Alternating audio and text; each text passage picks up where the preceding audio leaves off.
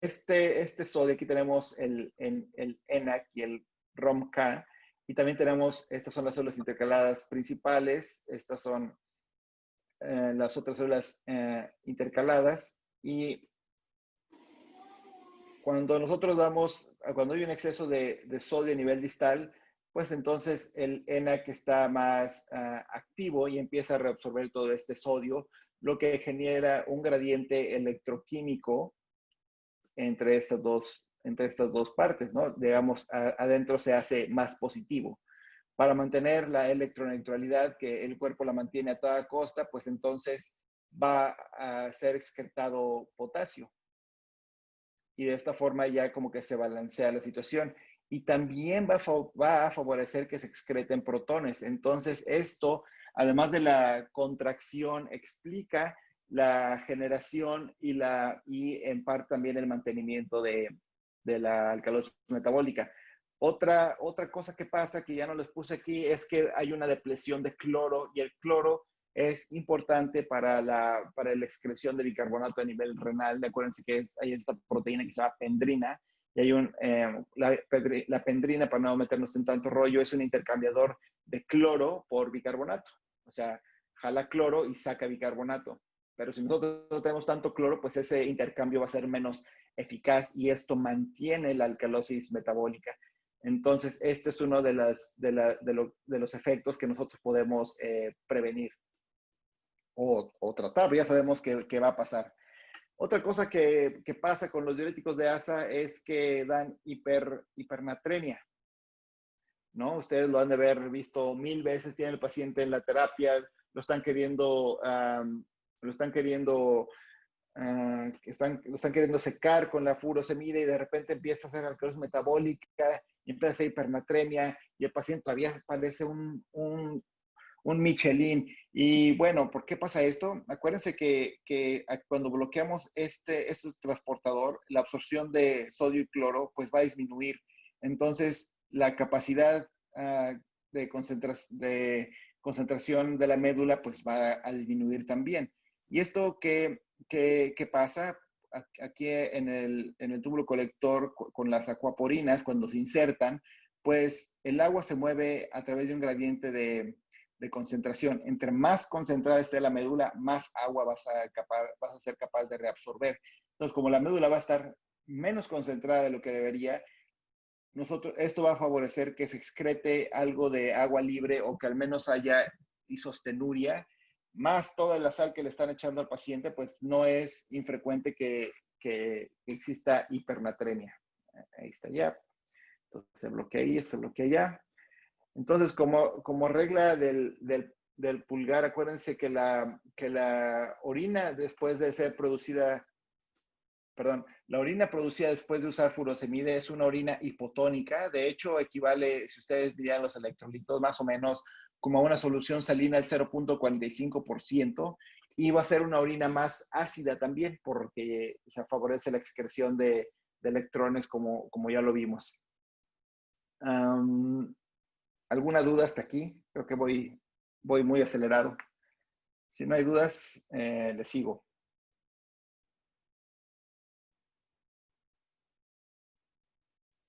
Bueno, le sigo. Entonces, las dosis de furo, si es un paciente que nunca ha usado furo, pueden empezar hasta con 20 miligramos, una persona muy chiquita, inclusive 10 miligramos. Si es un paciente que ya estaba utilizando furo, pues ya saben, hay que darle el doble de la dosis.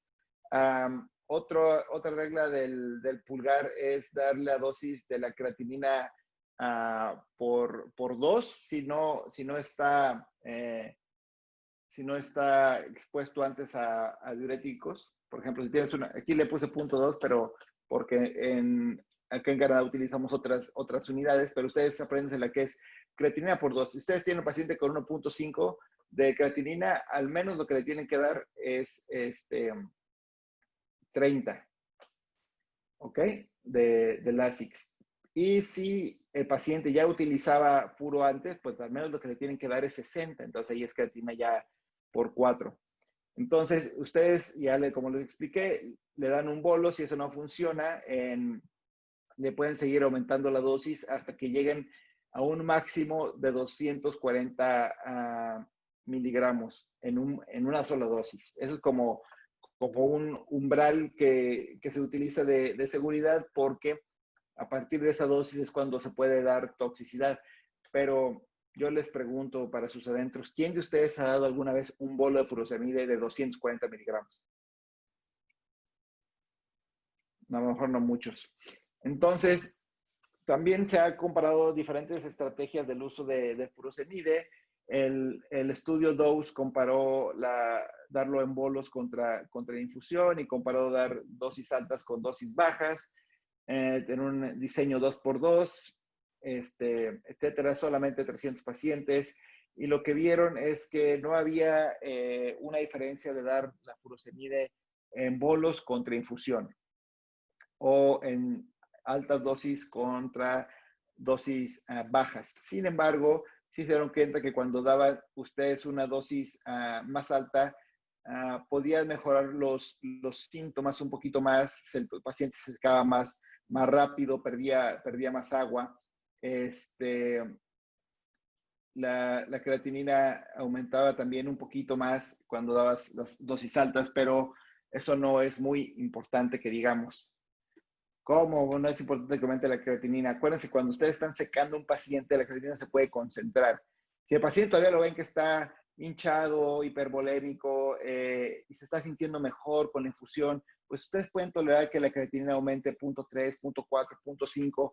A veces podemos decir que ya cuando aumenta al doble, pues ahí sí dices, oye, pues a lo mejor algo está pasando aquí, y entonces tienes que ir a revisar sobre todo el sedimento para ver si no hay datos que esté haciendo otra cosa. Entonces, de aquí salió esta situación que dicen los cardiólogos que da lo mismo darla de bolos que darla en infusión. Sin embargo, aquí hay un gran problema, y es que sí compararon bolos contra infusión, pero lo que no se comparó aquí es dar un bolo y continuar infusión contra solamente bolos. Entonces, no fue, digamos, tampoco la mejor estrategia. Ahora, eso es lo que les decía. Esto es, ¿por qué les digo que no importa que aumente la creatinina? Al final de cuentas, este es un estudio, pero hay varios. Este es también un análisis del DOSE, y este es cuánto viven los pacientes. O sea, estos de la línea roja, que eran los que la creatinina les aumentaba más de 0.3, son estos de aquí. Los que tenían la creatinina estable son estos de acá. Y los que tenían un worsening renal failure, se llamaba aquí. O sea, lo que ya tenían algo de disfunción y que les seguía disfuncionando el riñón. Entonces, esto lo que es tiempo para muerte, hospitalización o que regrese a urgencias.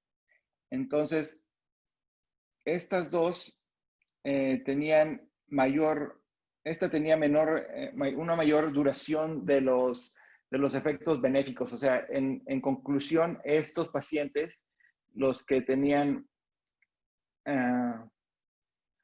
una falla, estos eran los que tenían una falla renal leve, estos de aquí, worsening renal failure, que eran estos de aquí. Entonces, los que tenían una falla renal podían compararse con los que tenían una función renal estable. Entonces, por eso les digo que si aumenta la creatinina un poquito, los pacientes no les va a ir mal. Y igual forma aquí lo vieron los que les bajaba la tasa de filtrado glomerular más del 20%, que eran estos de aquí, lo vieron de estas dos formas. También esos pacientes tenían mejores outcomes que los que estos eran los que tenían una... ¿Qué medían aquí?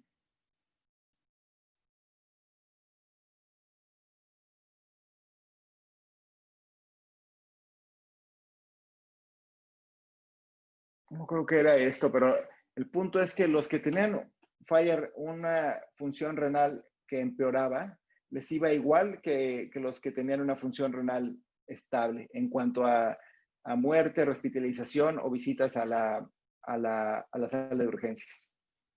Y lo que les decía aquí, que con las altas dosis de furosemide, cuando ustedes dan 240 miligramos o más, es cuando puede haber ototoxicidad. Entonces, o más de 660 en pacientes que tienen una tasa de filtrado glomerular un poquito disminuida en agudo. Entonces, son reportes de casos, la evidencia es bastante malita.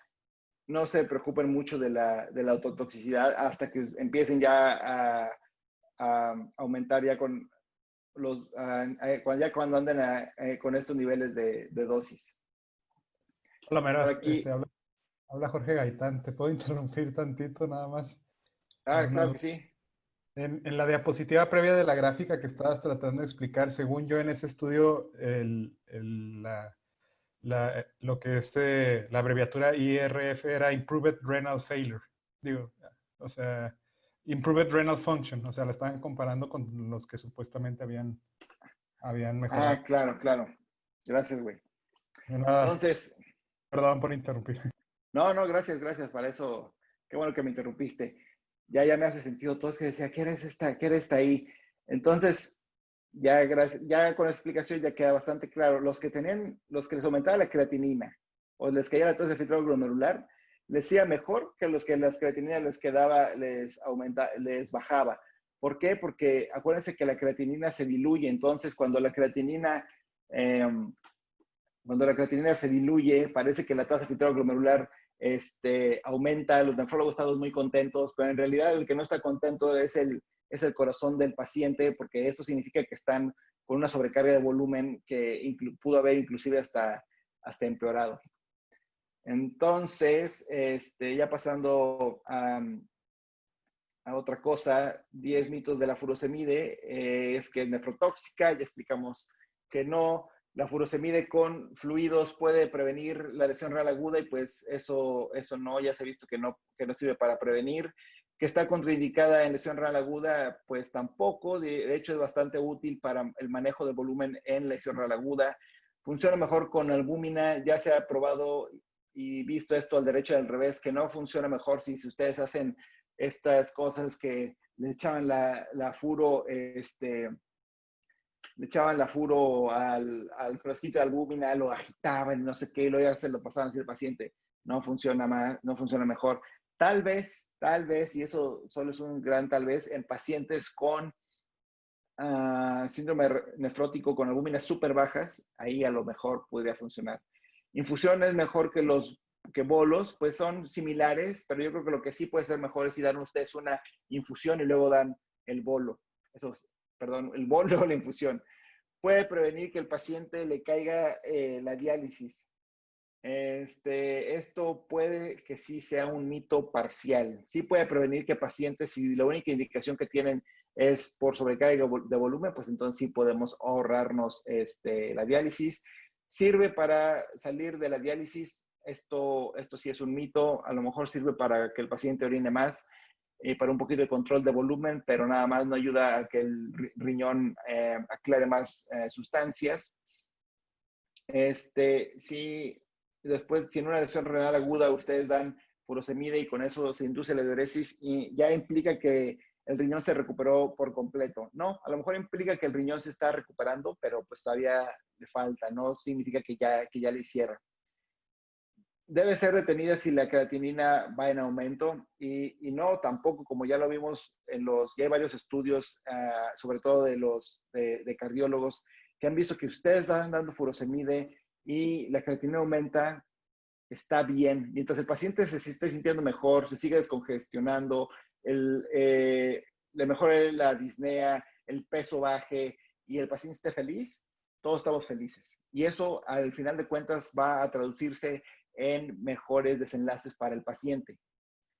Nada más ustedes se van a tener que aguantar sus nervios, pero nada más. Acuérdense, ahora está este concepto de la lesión renal aguda buena contra la lesión renal aguda mala. ¿Esto qué significa? O también se le llama hipercreatinemia